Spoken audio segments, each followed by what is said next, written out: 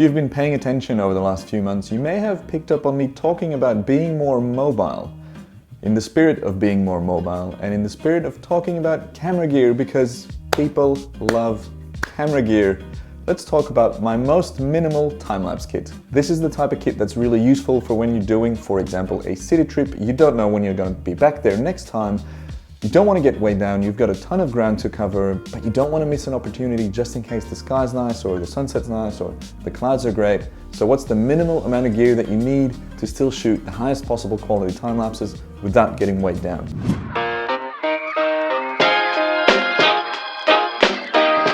Hi, my name is Vandeputte, and this channel is all about time-lapse travel and tutorials. First up, of course, let's talk about the camera. As you may or may not know, I usually shoot on a 1DX Mark II, which is what I'm rolling on right now. However, that is far from being the ideal time-lapse camera. It is quite big, it's really heavy, it's bulky, it doesn't have any internal time-lapse modes. You need an external remote or intervalometer to trigger your photos.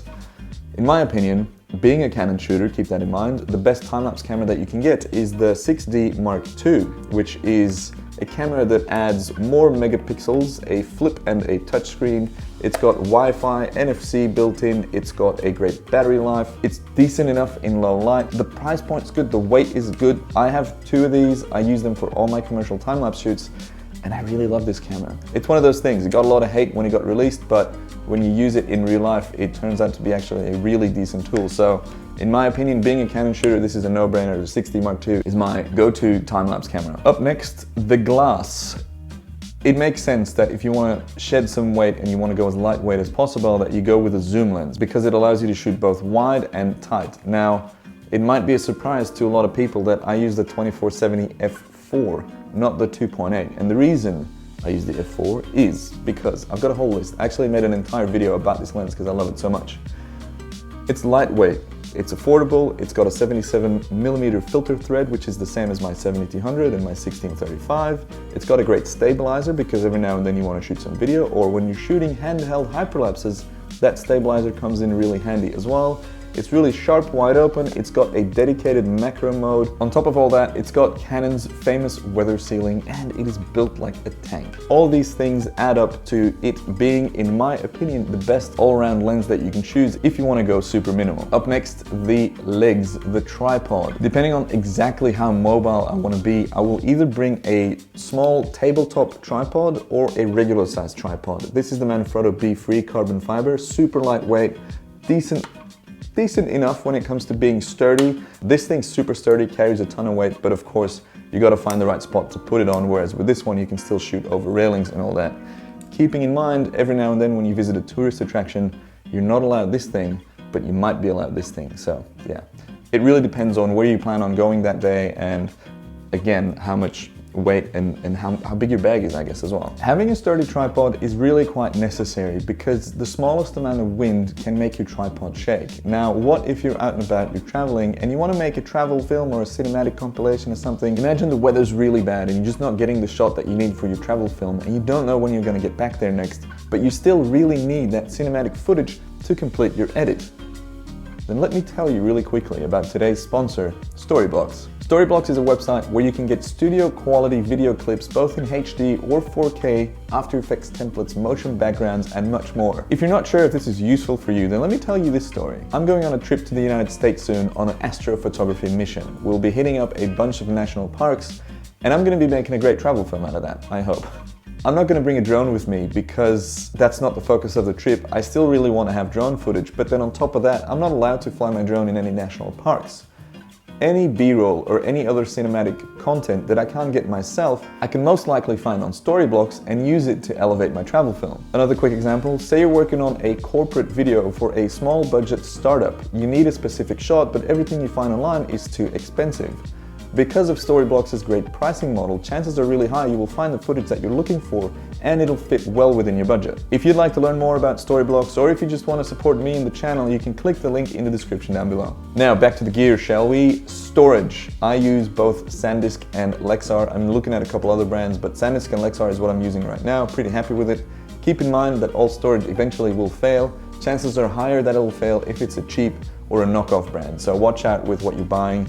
Also pretty crucial, another element that you don't want to skimp on is your batteries. get proper batteries, don't get the aftermarket brands.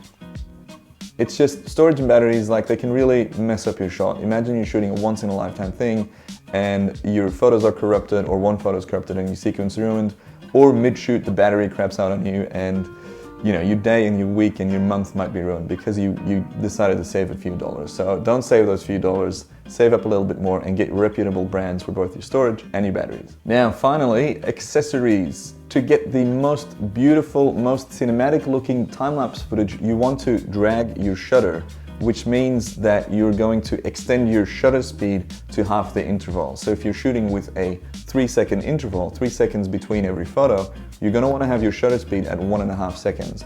2-second interval is a 1-second exposure.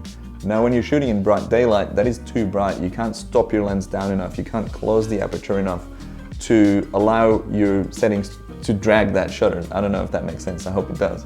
So for shots like that, you need a filter. Now I've been using Polar Pro filters. They sent me a bunch of filters a while back with no questions asked. They're just like, here's some stuff, we'd like for you to try it. And I gotta say, I'm really impressed with the build quality, the color cast, because a lot of filters have a color cast, and just the packaging and the branding, it's all really nice. So I've been using these filters for the last year and a bit, and I'm super happy with those. I use either a 5 or a 10 stop ND filter depending on how much light there is, and often I use an ND filter that is also a circular polarizer. A circular polarizer, which is a difficult word to say, is a filter that allows you to cut through a lot of haze and reflections. It makes your sky pop, it adds a bit of saturation and contrast depending on what you're shooting, and it's something that you should definitely check out if you're shooting a lot of landscapes or cityscapes. Another accessory that I carry with me always, and that is one of those things that's super useful when you need it and you barely notice that you have it when you don't need it, is a lens skirt. I've got a copycat product. I'm going to be comparing them soon. This is pretty much, the goal of this thing is to block out reflections when you're shooting through glass. Anytime you shoot through glass and there's reflective things behind you that are bright, they'll reflect in the glass and they'll ruin your shot. This thing eliminates those reflections. I've shot some really cool footage with this, shooting through an airplane window, flying over Iran. It's like wild gas or oil fires, or I don't know, no one really knew what it was, but this thing, you know, it folds down, it's lightweight, you barely feel that it's in your bag, and it's one of those things that you wish you had when you need it, and yeah, you barely notice it when you don't. So I always carry that with me, and it's been super useful for me. That's about it for the gear. All of this fits within a small foldable travel bag, or if I need more storage, like a laptop and headphone and maybe some hard drives, I will fit that in my f-stop Dalston, which is a really inconspicuous, great day bag. It doesn't show that it's a big camera bag or anything, so there's no big branding on there. It fits a ton of stuff, and it's my favorite everyday walk around camera bag, but I also use it just as a normal backpack because it looks pretty cool. And that's it for the minimal time-lapse kit. I'll be making another video like this, but about the maximal time-lapse kit. So it's going to be about everything I use for big commercial productions, which doesn't fit in one bag. I wish it did. Thanks for tuning in. If you have any questions, drop them down below. If you're ever in need of some high quality cinematic B-roll, whatever footage you want to call it, check out Storyblocks. Thanks Storyblocks for sponsoring today's video, and thank you for watching. I'll see you on the next one. Hi, my name is Matthew Vandeputte, in Sydney, London. Hi, my name is Matthew Vandeputte, in Sydney, London.